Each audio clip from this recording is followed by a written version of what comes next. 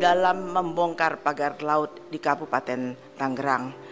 Namun upaya tersebut harus diikuti dengan tindak lanjut penegakan hukum yang tegas dan transparan kepada pelaku utama agar menjadi efek jera dan tidak terulang kembali di daerah lain.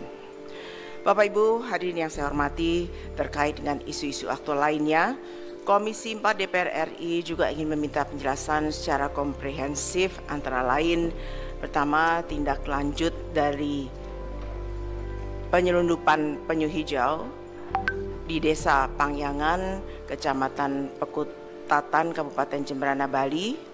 Kedua, tindak lanjut desakan warga Pulau Pari, Kepulauan Seribu, DKI Jakarta yang menginginkan mencabut izin persetujuan kesesuaian kegiatan pemanfaatan ruang laut terkait pembangunan fasilitas pariwisata bahari yang diduga berpotensi merusak ekosistem laut. Ketiga, tindak lanjut penolakan warga di Kampung Tapak Kerbau, Desa Gresik Putih, Kabupaten Sumeneb terkait adanya reklamasi laut yang akan dijadikan tambak garam. Yang keempat, tindak lanjut adanya informasi kepemilikan sertifikat HGB di perairan Sidoarjo dan sekitarnya seluas 665 hektar.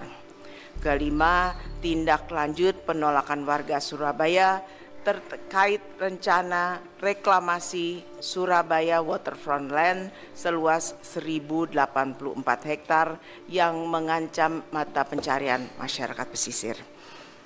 Saudara Menteri dan anggota Komisi 4 DPR RI yang saya hormati, demikian pengantar yang kami sampaikan. Selanjutnya kami persilahkan kepada Bapak Menteri untuk menyampaikan penjelasan terkait hal-hal tersebut di atas. Kami persilahkan.